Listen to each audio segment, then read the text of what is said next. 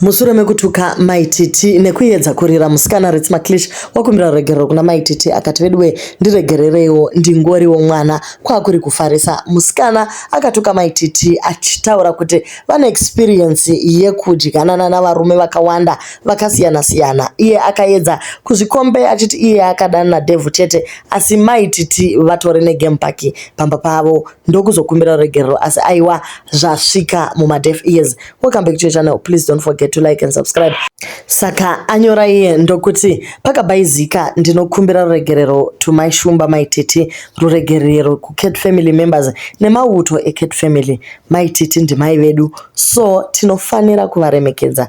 Dai ndakangoitawo kani semwana dhera munenge muri free ndinoshuvira kukukokai for a lunch or dinner at the restaurant of your choice. May the spirit of the living God help you to forgive me. To all my loyal friends and fans, thank you so much for your love and support.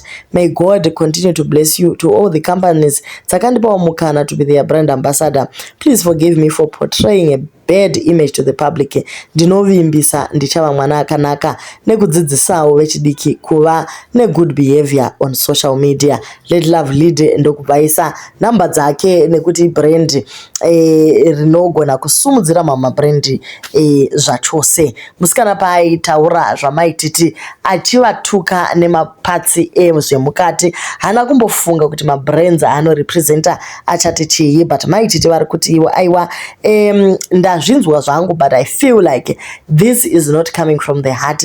Yes, you are doing this to protect basa rako rekufida zvana zvako namabrands. Nekuti angu Tom Jones vanga vatoitenga nyaya yacho zvituko zvacho zvanyanya tati aiwa mondozvionera kupeji kwavo. Asi maititi vati ivo I don't eat cheap lunch hangu uye nguva yeruregerero rwechokwadi ichakwana hayo chimborira nana. You will know me in real pasina nhume. Hope you are able to portray mabhora chaiwo chaiwo in real life, not behind keyboard. Ye lunch dai watenga stand ye 2000 ndokunge ichiwanikwa. Nekuti musikana akatuka maititi ndokuti iye munoda kuzvidza mbinga strike muchipitira nyaya dzana Jeremiah de matora imi stand dzenyu since mune dzakawanda kunana Brode kunana Kadoma muvapewo samwe pekutangira. Musikana aitoganza achitaura mashoko akawanda akapinza nyaya dzana Obina pamwe chete nedzana Tinashe Maposa. Pampacho unotoona kuti vedu guys, women are not fixing each other's crowns but vanobva vada kuramba vachitukana. Komaititi zvavakataura one kuti ivo havachakwanisi kuramba vachiita tunyaya tusina basa mumastreets umu vakanyarira one vachiita zvinei navo. But anyway guys, I think ruvengo ruchingori muvanhu and the fact that maybe vana Ritsiwo vanoda kurira saka ndosaka vachingotaura zita ramaititi. So regai tingoisa kavidhio Ritsi achizvitaurirawo pamusoro pekunyora apology akazoita zvakare a video to apologize. Muri Zimbabwe ka kuda kutora nguva inoi kuti ndichichi ndikumbire ruregerero kuna maititi. Ndasvikumbira ruregerero ine nchitochi ndinofarisawo sometimes ameno kuti kusakwane here kana kuti kuita sei. Ndenchitongoto tungoitawo content creation techingocreatawo content but tisingazo consider my feelings evanhu kuti vanozozvifila sei, because kana tikanyatsozvitarisa maititi munhu muhombe kwandiri, so I shouldn't like ndikuita ndikuvadherere and stuff. Saka ndada kumbira kuti maititi kakumbira kuti mundiregererewo zvenyu, ndiri mwana wenyu, ndangofanirawo naFifi. Torai ngotiwo ndiFifi akuita sei, akutadzirai kana Titi akutadzirai ende akuuya kwamuri mama kumbira ruregerero ndofunga umogona kumuregererawo. Saka nditorewo semwana wenyu moita sei mondiregerera.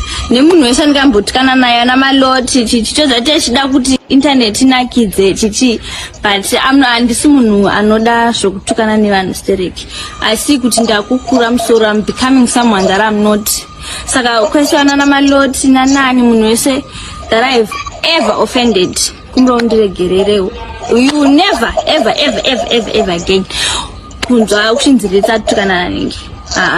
It's more music, more skits coming, less drama, and it's saka kumbira mundiregererewo.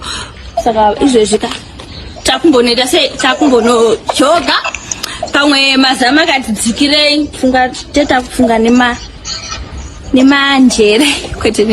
Aiwa, musikana angatukwa azadziwa mumastreets vachiti uyu wemazamu haana njere, so ndosaka achiisa reference yekuti maybe akatoga mazamu angadzikira. Akumbira zvese nana Maloti mangozvinzwira, hamene kuti vachamuregera here vana Maloti, but unotoziva kutoti aiwa kana timu racho ratodaro unohwa nemadistrict rwendo runo rwakaoma. But anyway, maybe she has grown from mistakes ake uye achange achirepentawo from kutukana nevanhu. Guys, why do we find fun nekutukana? Sekunzi kwai tiri kucreate content yekutukana guys. Aiwa, ngatitsvakei zvimwe zvekusumudzirana samadzimai pane kuti tirambe tongotukana. Thank you guys so much for watching and have a beautiful weekend.